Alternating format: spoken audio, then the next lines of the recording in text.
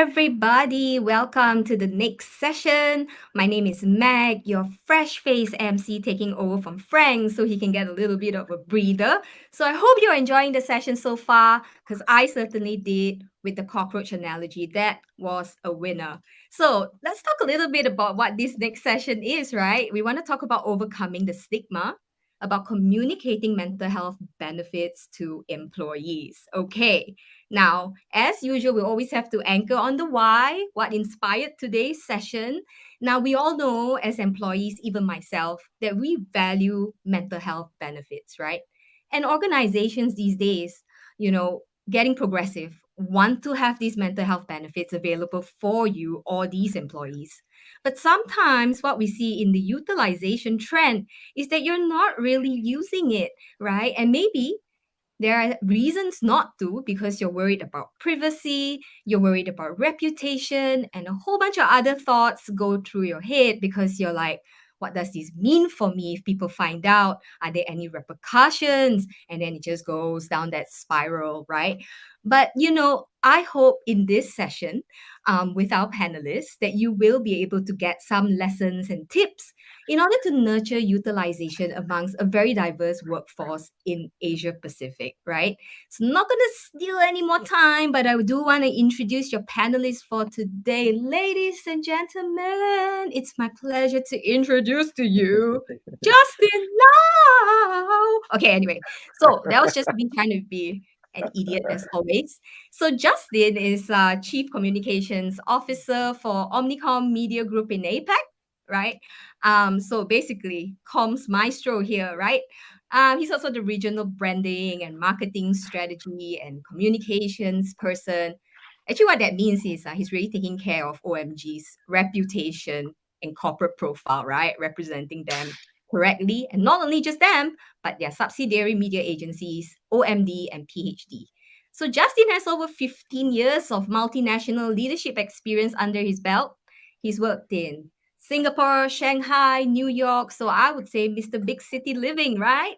And but okay, I will stop being such a crack. But what I wanted to say is I've got an opportunity to witness Justin in one of the live sessions that he did internally with OMG. And OMG, I am so excited to have him on this festival because two things that I really noticed and observed about Justin, not stalking you, observation from that session. He's super vulnerable, has his heart on his sleeve, and really speaks from his heart. And you really do not have to do any guesswork whatsoever, like on where Justin stands in terms of where his head is at or where his heart is at.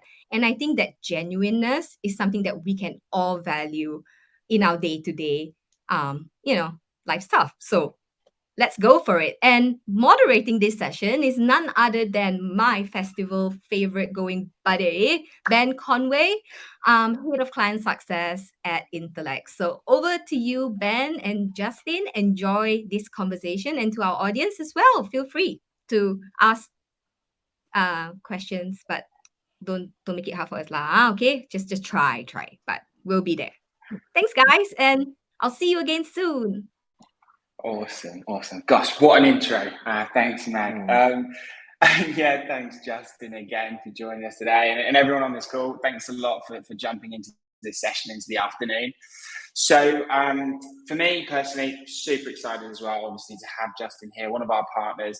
And I do have to say, a really truly inspiring leader. I know Mag was hinting on a few of the sharing sessions we've had within OMG throughout our project. But we're hoping we can bring some of that to this festival as well today. Let me start with a bit of the technicalities. Now, we do have 20 minutes, and this is definitely a conversation we could probably spend all afternoon on. But we will try and make this interactive. So for everyone on the call, please do use that Q&A section on your right-hand side. Drop your questions in there. We will aim to answer as many as possible. If you don't have any thoughts in your head, open it up. You can upvote as much as possible so we can really get a flavour of what the thoughts are in the room. But let me kick this session off. And Justin, if it's okay, I'd love to kind of take a bit of a personal touch to kick things off. And maybe ask if you could maybe share to the audience there a little bit on your own personal mental health journey and kind of framing today's conversation within a context. Thank you, Ben, and thank you so much for the introduction. It is worthy of a sports event, as someone just sort of mentioned. Thank you, and first and foremost, I'm happy to be here, and I will try my best to be. I know I wear a comms hat, and I'll try my best to be as vulnerable as authentic as I can, because I think this topic demands that.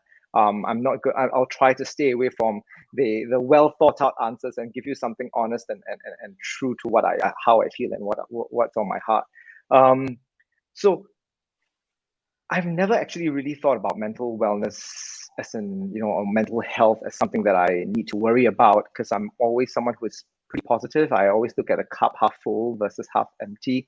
But I think sometime in 2018, when my dad was diagnosed with cancer, and he's someone that's really close to me. So that was when he was actually diagnosed with cancer 2015, and 2018 was when the relapse happened, and it was really quite bad. And it's something that basically, when I saw him at the end of it, he was just like a skin and bones, and it was really painful to see. And at the same time, I was starting a new job. COVID was also happening. So 2018 was when he got diagnosed, and then as a caregiver, you're always like looking after him and all of that. So when 2020 happened, COVID struck.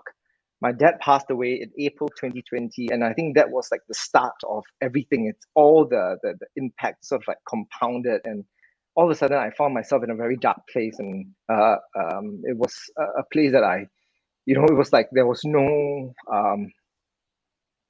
light at the end of the tunnel, is what I'm trying to say. So I think that was when I started realizing that I need to look after myself. I need to um, uh, read up more about what mental wellness is and all of that. And thank goodness I work in a company that is very supportive. I've got a CEO, and my colleagues were all very supportive of helping me in my journey, and in a way that was why I am so passionate about this topic, and why I started advocating for mental wellness at work. Awesome, yeah, and Justin, thanks so much for, I think, sharing so openly. I know I really appreciate hearing that, and I think it's truly powerful that the conversations that you're opening up as a leader. So thanks so much for sort of sharing some of that personal touch for today's audience. And maybe the next line of questioning, I'd love to jump into a little bit more of the work that we're doing alongside you with the Omnicom Media Group. And over the past year, we've been rolling out quite extensively. I think we're in about 11 of your markets at the moment. Now, we know that we're in a very diverse part of the world. There's lots of nuances to take forward. But maybe my first question, I would love to get what your thoughts are about the extent to which mental health is stigmatized in the different countries across our region. Yep. First and foremost, APAC is in our region. APAC, it's a very diverse region. We've got markets from Australia, New Zealand, all the way to China, India, and then Southeast Asia and North Asia. So there's I think all in all about 13 key markets in Asia, in APAC, and I think different countries view mental health. There's different cultural nuances that they view mental health differently. Certainly in Australia and New Zealand, I think it's a little bit more advanced in how they deal with mental health. But generally, I feel that mental health, the stigma, can be largely traced back to the traditional beliefs and mindsets that's really rooted in Asian cultures. For example, us Asians, we don't really like to talk about our challenges, our struggles. We just kind of get on with it. And we put things like honor, we put things like face, collectivism, we all put them in very high regard. And I think anything outside of that is seen as weakness, and sometimes even shame to a certain extent. So I think, but the silver lining, I think that's sort of like it kind of helps. Well, not helps. It kind of contributes to the entire stigma of mental health and the topic of that. But I think the silver lining in the pandemic, if I can say that, is that it opened up conversations around mental wellness and mental health, and made it, because we were all going through a very profound period of like loss, of like not knowing what's going to happen next, being locked down at home in different various degrees. And I think that got us all talking about our own mental health. And as I said, if there's one good thing that came out of the pandemic, it's our ability to talk about how we're feeling, and this whole topic of mental wellness, health and wellness. Yeah, awesome. And I couldn't agree more. I think it's even just a great mindset to find those silver linings on, we were all in that same boat to some degree. And I think you're absolutely right. Sometimes things needed a trigger. And it's really interesting that you've sort of felt that across some of the work that you've done as well. Um, Thanks so much for sharing that. And just take this moment, please, everyone on the call, please do drop questions in as we go through about the questions we're asking, or simply thoughts you may have in your own headspace. But I'll take the next question maybe a little bit more into that problem statement that Mag really nicely sort of highlighted right at the beginning. We know that these benefits are attractive, but we also know that they are fairly underutilized. And if we look at research, we see things like lack of awareness, inaccessibility, privacy being a big part of it, confidentiality of data, and so on. Now, all of that, I'd love to tap into kind of your comms leader brain, Justin, if that's okay, and maybe get some of your thoughts and maybe insights and learnings as you've gone through this journey with Intellect and building out your own mental wellbeing program. What have you encountered going through this? And this could be for Singapore, it could be for all the region, or it could be even specific examples. I'd love to get your comms brain on this conversation, if that's okay.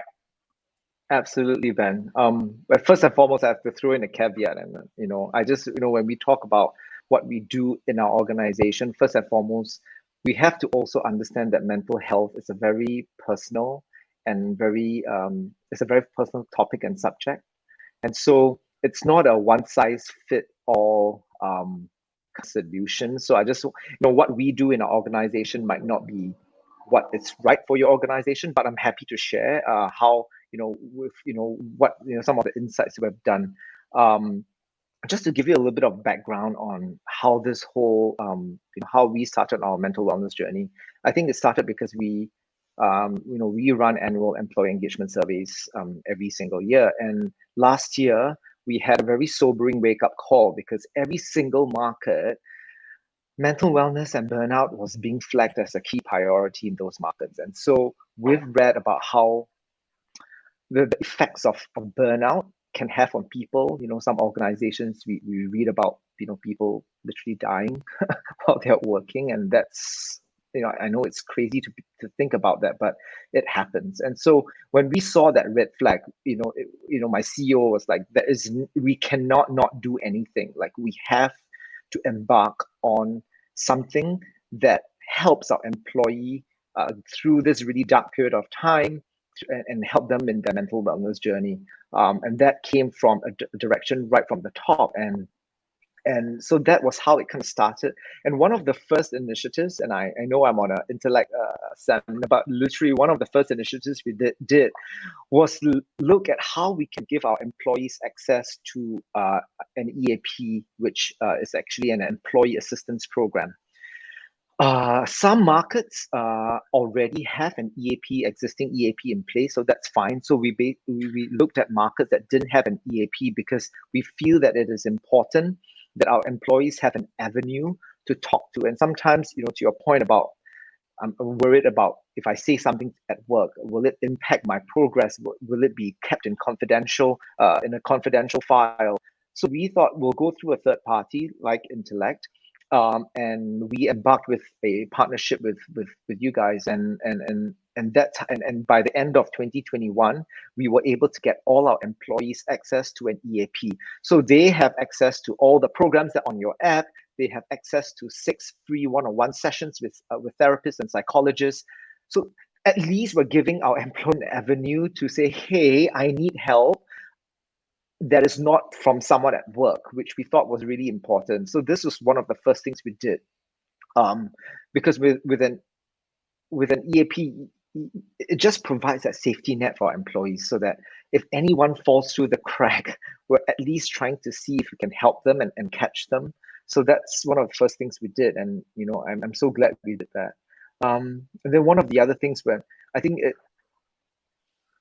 why we don't use why we don't talk about it sometimes, or it's also because of this whole stigma with mental health and wellness. So again, one of the first things internally we felt that was important to do was to actually destigmatize the topic of mental wellness and mental health at work.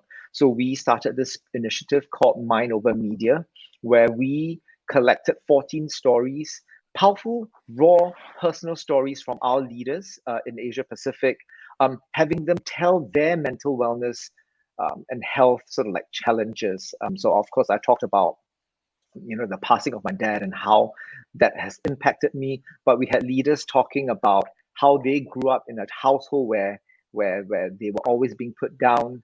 We heard from leaders who talked about lockdown in Shanghai, or in China at that time. The big lockdown hasn't happened at that time, but just lockdown in general in China, how it was like.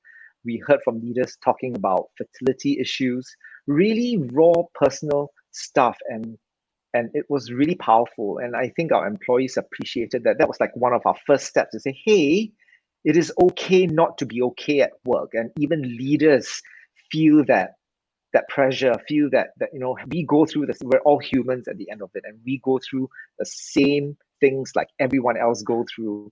So that was one of it. And every month, we made sure we had 2 mental wellness sessions that we pulled together for employees. One was with Intellect that Intellect helps us run, and then the other one we looked for external speakers to help us run these sessions. And all these programs are sort of like running in tandem with local initiatives. Yeah, so I think the response so far has been really encouraging. Our employees really appreciated it, and through the employee engagement survey this year, we know that they appreciated it because they acknowledge our efforts. And I'll just end with one little anecdote. It was the other day we had a meeting where we accidentally scheduled a meeting together with a mental wellness session at the same time, and we had a lot of employees write to us to say, hey, excuse me, like we can't attend the mental wellness session because there's another meeting in place. Can you shift either one of those meetings? And hearing that made you kind of realize that all the things that you do and all the effort, like, at least it's helping someone. At least our employees are feeling appreciative and that they want to attend these sessions. Yeah, amazing. And I think you've summed up so many interesting points there. I like your caveat at the beginning that yes, each organisation is quite unique and different. Maybe I'll come over to say I think you're being a little bit modest. I think you have led the way on some of those foundations, and we see that across our other partners at Intellect, of the safe space you were able to create within your ecosystem. I think that was is something that really resonated with me as you were talking there. And I love the power that you brought the leaders in to be vulnerable in front of everyone. I thought that's a really, really interesting learning for everyone in the room. So Justin, thanks so much. I think sometimes as leaders, you have to show that vulnerability, because vulnerability is strength. And if you tell your employees that it's okay not to be okay, and that we all go through the same things, I think it's a very powerful example. And so if anyone wants to start the conversation going, I think this is one of the a good way to kickstart mental wellness conversations at work. Brilliant. Okay, I do have one more question, but I'm looking in the FAQ, and it looks like we got some questions coming in, which is really, really good. So maybe attached to this, let me take the question here about the convincing of executives, and maybe Justin, I'd maybe love to throw this in your direction. So the question here is, how do you convince executives that maybe they're a little bit more traditional to actually prioritize investing in mental health programs for their employees? Yep, it's a very good question. I think if you're an HR professional trying to convince your CEO and all of that, I think because I think organizations these days need to hear the feedback from the ground.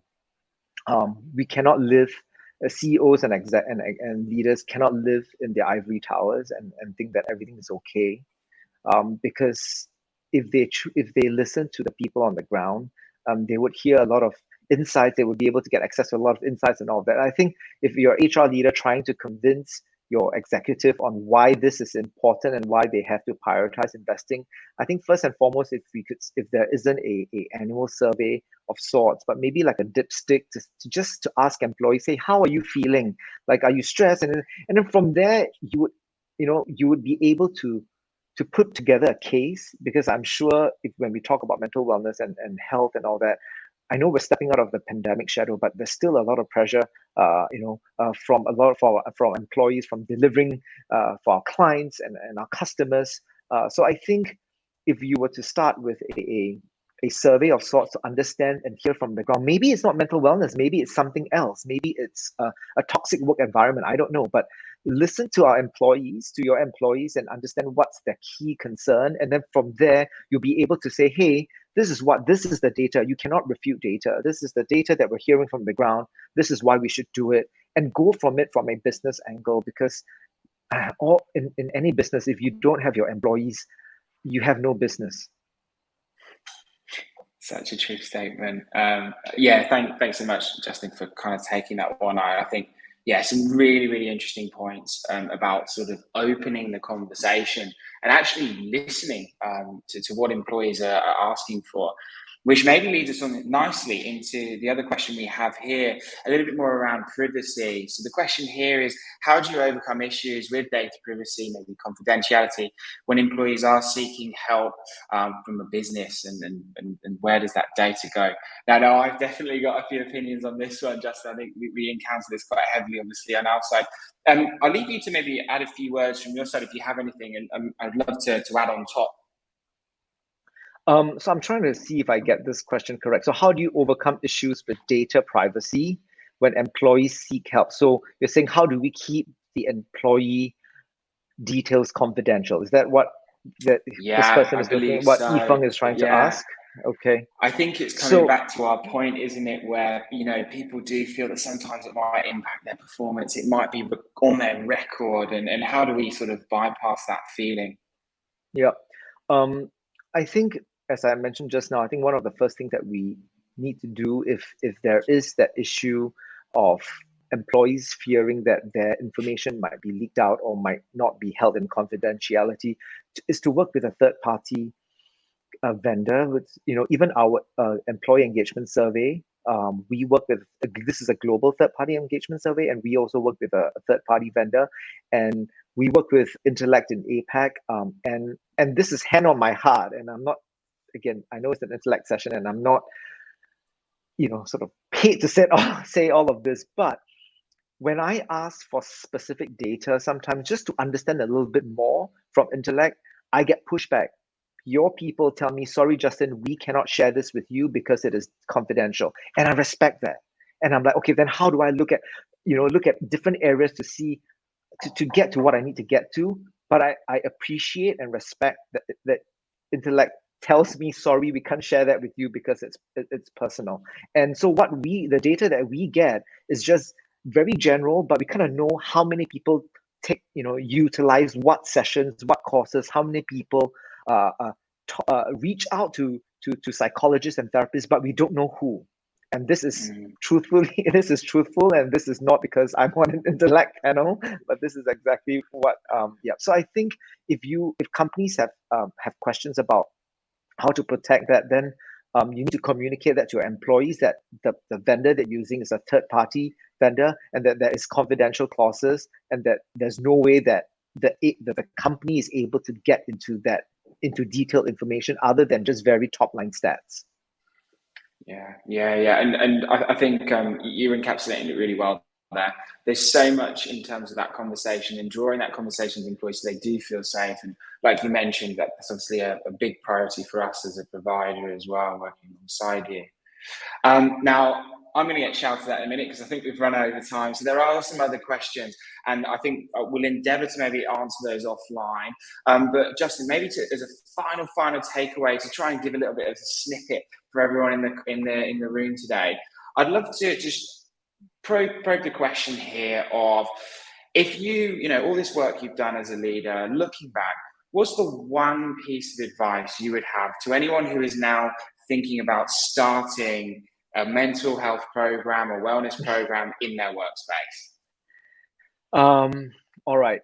Again, stressing that it's not a one size fit all thing, but and this is speaking from experience, the reason why we are able to get so much traction and so much movement and momentum in this field is because I have the support of the CEO and the CFO. I think they're the two most important people in an organization to get buy-in, because the moment you get buy-in from your CEO, and in our case, our APAC CEO is like a strong advocate to ensure that our employees' mental wellness, is looked after.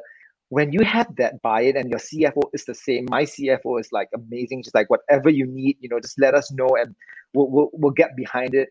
When you have these two people supporting you in backing you up, you have 50% of the battle won. And so I would suggest that if any HR professionals or someone who wants to get something going, build a business case, because I don't believe that leaders, if they see a business case, if your CEO or your CFO sees a business case and on why this needs to be done, I do not think that they will say no to it. And maybe it's starting from a small baby step, and build an initiative, show that it works, and then grow from there and build from there. I think that's what I would this like final parting advice. And I also want to offer my help. So if any companies, or if any one of you want to sort of understand a little bit more about how to get started, connect with me, reach out to the people at Intellect to get my email, connect with me on LinkedIn, reach out. I'm more than happy to share what I've done so far and how you can start on your mental wellness journey, because this topic isn't just confined to my company. It's not just confined to my industry.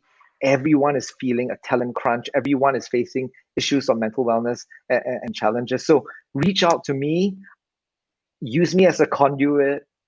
I'm here to help you, and let's have that conversation. And if I can see that, if we can all see, if all organizations start, taking small and, baby steps in this, we're able to help our employees, better and do, help them and help our employees in their mental wellness journey. So I'm here to help. Reach out to me, connect with me, and we can have a conversation from there.